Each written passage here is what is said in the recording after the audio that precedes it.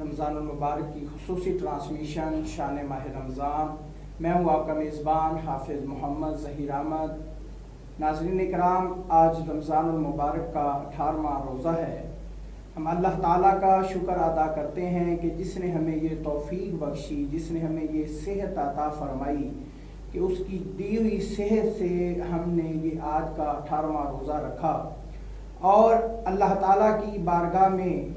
फिर करोड़ हा शुक्र अदा करते हैं कि जिसने हमें ये एक और माह रमज़ान मुबारक और उसका ये एक दिन हमारी ज़िंदगी में नसीब फरमाया। नाज़रीन इकराम, रमज़ान मुबारक का महीना जारी उसारी है, ऐसा ऐसा ये हमसे जुदा हो रहा है।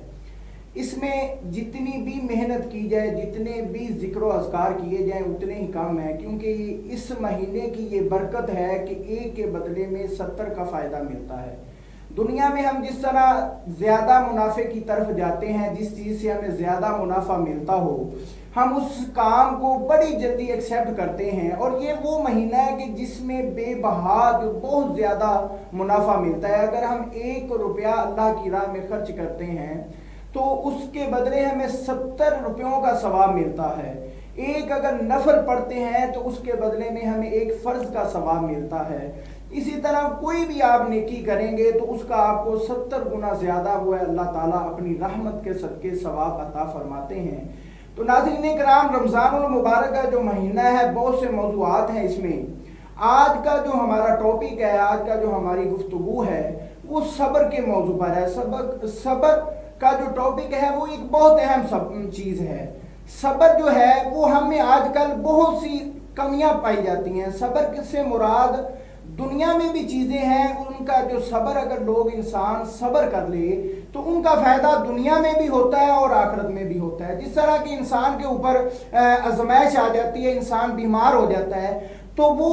अगर अल्लाह ताला की याद में रहे, अल्लाह ताला के जो दी हुई बीमारी पर सब्र कर ले और अल्लाह का शुक्र अदा करता रहे, तो वो इंसान जो है वो अल्लाह ताला को बहुत पसंद आता है। अगर इंसान दुनिया में अगर कोई अक्सर देखा जाता है कि कुछ भी तकलीफ हो जाए, कुछ भी मामला बन जाए, तो लोग ना जाने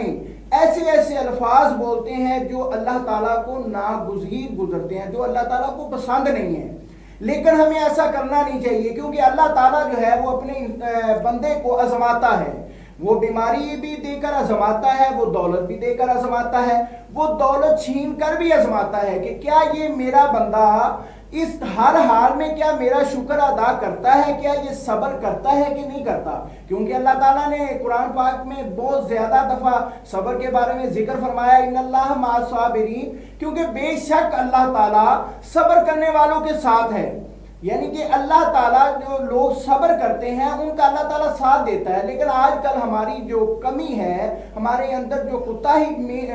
पाई जाती है, तो वो ये है कि हम सब्र नहीं करते। सब्र से मुराद हम दुनिया की मिसाल ले लें, कुरान और हदीस से हम गुफ्तगू करेंगे, लेकिन दुनिया की मिसाल ले लें कि हम किसी की बात बर्दाश्त नहीं करते। अगर कोई बात हमें तल्ख लहजे में कर दे तो हम सब्र नहीं उस पर करते, और सब्र ना करने की वजह यह है कि हम ज़्यादातर लड़ाई कर लेते हैं, जो जिसका जो खमियाजा है वो हमें बाद में हमें भुगतना पड़ता है। लेकिन अगर हम किसी की बात को बर्दाश्त कर लें, सब्र कर लें, तो उसका फ़ायदा ये होता है कि अल्लाह ताला अगर उसने बात गलत की है तो अल्लाह ताला ने फरमाया कि बेशक सब्र करने वालों के साथ अल्लाह है। तो ज़ाहिर बात है, जिस वक्त अल्लाह आपके साथ होगा तो आपको किसी चीज का डर नहीं है, किसी चीज का खौफ नहीं रहेगा, क्योंकि हम सब्र किया है, अल्लाह ताला का फरमान है। लेकिन हमारा ये होता है कि हम सब्र नहीं करते, जिसकी सजा जो है वो हमें दुनिया में मिलती है। अगर हम सब्र कर लें, बीमारी की हालत में कर लें, अगर हमारे पास औलाद नहीं है तो हम अल्लाह का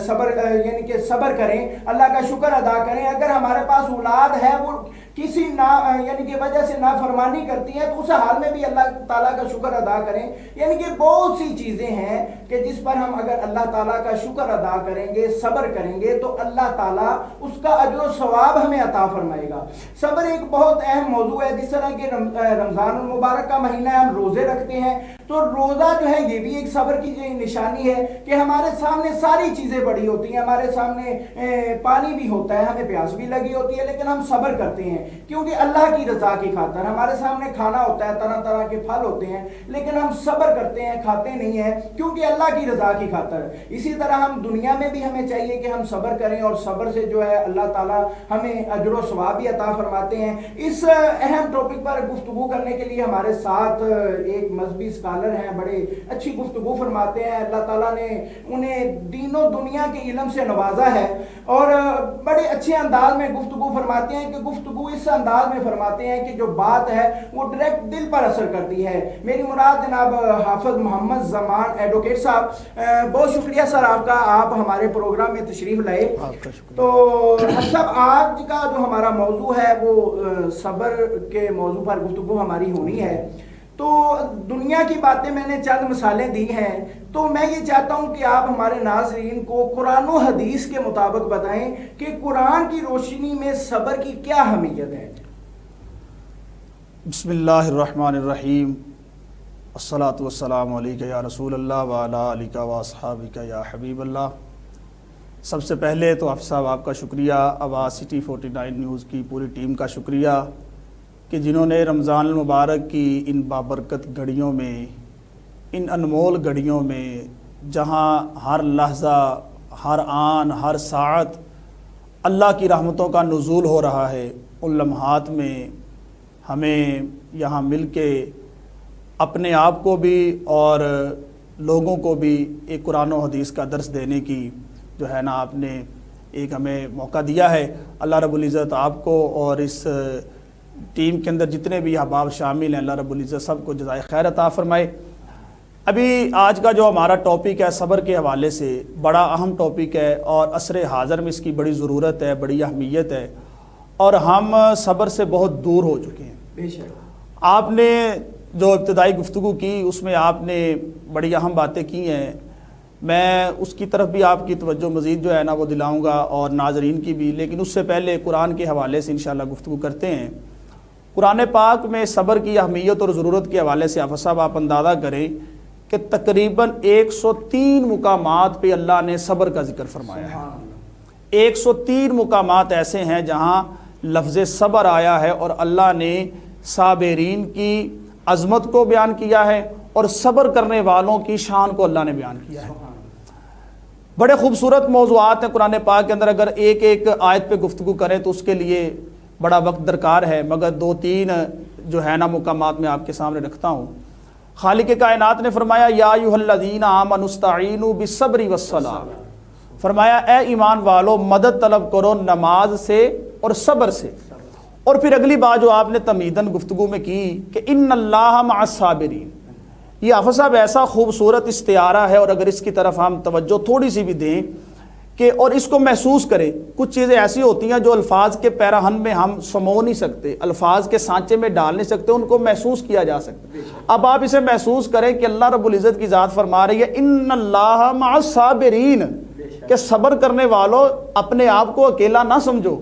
یہ نہ سمجھو کہ ہم نے صبر کیا ہے اور ہم نے کوئی ایسا کام کر لیا ہے کہ جس کے اندر دنیا کے اندر بھی یا آخرت کے اندر بھی ہماری رسوائی ہوگی۔ فرمایا نہیں، ان اللہ مع الصابرین، تم صبر کرو گے تو اللہ کی ذات تمہارے ساتھ ہو جائے گی۔ اور پھر اللہ نے ایک اور مقام پہ فرمایا واللہ مع الصابرین، ادھر فرمایا ان اللہ مع الصابرین، دوسرے مقام پہ فرمایا واللہ مع الصابرین، اور تیسرا ایک مقام وہ بڑا خوبصورت مقام ہے، خالق کائنات نے فرمایا واللہ یحب الصابرین، سبحان اللہ، فرمایا اللہ محبت کرتا ہے صبر کرنے والوں کے ساتھ۔ اب دیکھیں کیا خوبصورت بات ہے، ایک انسان نماز پڑھتا ہے، روزہ رکھتا ہے، زکوٰۃ دیتا ہے، حج کرتا ہے، اور قرآن پاک کی تلاوت کرتا ہے، ذکر و ذکار کرتا ہے، مخلوق خدا کی خدمت کرتا ہے، اور ان سب کے پیچھے جو اس کا نظریہ ہے، جو اس کی سوچ ہے، وہ کیا ہے کہ میں اللہ سے محبت کرتا ہوں۔ اب یہ تمام عبادات کے بعد انسان کے دل کے اندر اور اس کے دماغ کے اندر جو ایک چیز چل رہی ہے وہ یہی ہے کہ کاش کوئی میری ایسی عبادت قبول ہو جائے کہ میری اللہ سے جو محبت ہے وہ قبول ہو جائے، اس کے اندر قبولیت کا ایک درجہ آ جائے۔ لیکن صبر کیا خوبصورت نیکی ہے اور کیا خوبصورت کام ہے کہ اللہ کی ذات فرماتی ہے کہ تم صبر کرو گے تو پھر تمہیں نہیں یہ کہنا پڑے گا کہ میں اللہ سے محبت کرتا ہوں، بلکہ خالق کائنات خود فرماتا ہے کہ میں صبر کرنے والے سے محبت کرتا ہوں۔ کیا خوبصورت بات ہے۔ اسی طرح خالق کائنات نے فرمایا، اب اس کو آگے دوسری آیت کے اندر آپ کو میں لے کے چلتا ہوں، فرمایا ان اللہ مع الصابرین، اور آگے فرمایا ولا تقولوا لمن یقتل فی سبیل اللہ اموات۔ کیا خوبصورت بات ہے کہ تیر چل رہے ہیں، تلواریں چل رہی ہیں، نیزے چل رہے ہیں، برچیاں چل رہی ہیں، گردنیں کٹ رہی ہیں، اور میدان جنگ ہے، اور میدان جنگ کے اندر انسان کو سب سے جو عزیز چیز ہے وہ اپنی جان ہے، مگر وہ اپنی جان کی پرواہ نہیں کر رہا، اللہ کے راستے میں اپنے آپ کو جو ہے نا قربان کر کے اس کی رضا پہ راضی ہو رہا ہے اور صبر کر رہا ہے۔ اب اللہ کی ذات نے فرمایا وَلَا تَقُولُوا لِمَن يُقْتَلُ فِي سَبِيلِ اللَّهِ أَمْوَاتٌ۔ اب اس نے صبر کیا تو اللہ نے اس کو اجر کیا دیا، فرمایا سامنے لاش پڑی ہے، سانسوں کی مالا ٹوٹ چکی ہے، سانسیں چل نہیں رہی، لیکن اس کے باوجود بھی خالق کائنات کی ذات کیٹاگوریکلی واضح طور پہ بیان کر رہی ہے کہ کائنات والو سن لو، وَلَا تَقُولُوا لِمَن يُقْتَلُ فِي سَبِيلِ اللَّهِ أَمْوَاتٌ، اس کو مردہ نہیں کہنا، یہ زندہ ہے، سبحان اللہ، بل احیاء ولکن لا تشعرون، فرمایا یہ زندہ ہے، تمہیں اس کا شعور نہیں ہے۔ اور پھر آگے اللہ رب العزت نے فرمایا وَلَنَبْلُوَنَّكُمْ بِشَيْءٍ مِّنَ الْخَوْفِ وَالْجُوعِ وَنَقْصٍ مِّنَ الْأَمْوَالِ وَالْأَنفُسِ وَالثَّمَرَاتِ۔ اللہ رب العزت نے 4-5 چیزوں کے بیان کو کر کے پھر آگے وَبَشِّرِ الصَّابِرِينَ خالق کائنات نے فرمایا، اور فرمایا کہ میں امتحان لوں گا کس طرح، وَلَنَبْلُوَنَّكُمْ بِشَيْءٍ مِّنَ الْخَوْفِ وَالْجُوعِ وَنَقْصٍ مِّنَ الْأَمْوَالِ، کہیں فرمایا تمہارے جانوں میں نقصان سے، کہیں فرمایا ثمرات کے نقصان سے، پھر فرمایا خوف دے کے، بیماری دے کے، اور پھر فرمایا جو اس پہ صبر کرے گا وَبَشِّرِ الصَّابِرِينَ، بشارت ہے صبر کرنے والوں کے لیے۔ پھر آگے فرمایا الَّذِينَ إِذَا أَصَابَتْهُم مُّصِیبَةٌ قَالُوا إِنَّا لِلَّهِ وَإِنَّا إِلَیْهِ رَاجِعُونَ۔ یہ ہے صبر کا جو پیغام ہمیں قرآن سے ملتا ہے۔ اور پھر انبیاء علیہم السلام کی سیرت کو دیکھیں، حضرت ایوب علیہ السلام کا دیکھیں، بیماری کا عالم، ذہن میں یہ واقعہ میں نے جب موضوع دیکھا ہے تو میرے ذہن میں فوراً واقعہ یہ ہے، اور دیکھیں کہ صبر کی انتہا ہے۔ پوچھنے والا پوچھتا ہے ایوب بتا کس حال میں ہے، کس حال میں ہے؟ حضرت ایوب علیہ السلام جو جواب دیتے ہیں، کائنات آج تک حیران ہے کہ ایسا صبر، ایسی مثال اور ایسی استقامت کا کوہ گراں ہے، اور فرماتے ہیں ارے پوچھنے والے تمہیں اپنا حال کیا بتاؤں، 24 گھنٹے میں ایک لمحہ ایسا آتا ہے جب میرا رب مجھ سے پوچھتا ہے ایوب بتا کس حال میں ہے، تو اگلے 24 گھنٹے اسی حال میں گزر جاتے ہیں اور اسی کیفیت میں گزر جاتے ہیں، اسی کہ میرا خالق، میرا مالک، میرا پروردگار مجھ سے پوچھتا ہے ایوب بتا کس حال میں۔ اب انہوں نے صبر کیا تو اللہ رب العزت نے پھر حضرت ایوب علیہ السلام اللہ کے نبی ہیں، اور پھر حضرت ابراہیم علیہ السلام کا صبر دیکھیں۔ انبیاء کی سیرت سے ہمیں یہ صبر کی تلقین ملتی ہے کہ بڑھاپے کا عالم ہے، اور بڑھاپے کی عالم میں بیٹا ملا، اور بیٹا ملا لیکن اس کے اوپر جو ہے نا خالق کے کائنات کا حکم آ گیا کہ بیٹے کی گردن پہ چھری چلا دو، لیکن اس کے باوجود بھی صبر کیا، اور صبر جب کیا تو خالق کے کائنات نے پھر حضرت ابراہیم علیہ السلام کو عظمت کیا عطا فرمائی کہ وہ خانہ کعبہ جو اللہ رب العزت کی توحید کا مرکز ہے، اس جگہ پہ خالق کائنات نے حضرت ابراہیم علیہ السلام کے قدمین شریفین کو، ان کے نقش کو ثبت کر دیا، اور تمام حجاج اور معتمرین کے لیے یہ حکم لگا دیا کہ جو بھی بندہ میرے گھر میں آ کے طواف کعبہ کرے اس کے لیے ضروری یہ ہے کہ وَاتَّخِذُوا مِن مَّقَامِ ابراہیم مُصَلَّىٰ، کہ وہ مقام ابراہیم کو اپنی جائے نماز بنا لے۔ اتنی عظمت عطا فرمائی۔ حضرت ابراہیم علیہ السلام آگ میں گئے، صبر کیا، بیٹے کی گردن پہ چھری چلائی، صبر کیا، اور آپ نے اپنا وطن چھوڑا، صبر کیا۔ یہ ساری جو چیزیں ہیں اس سے ہماری گفتگو یہیں سے ہی دوبارہ جاری ہوگی۔ ابھی وقت ہوا ایک چھوٹے سے بریک کا، بریک کے بعد دوبارہ پھر آپ کی خدمت میں حاضر ہوں۔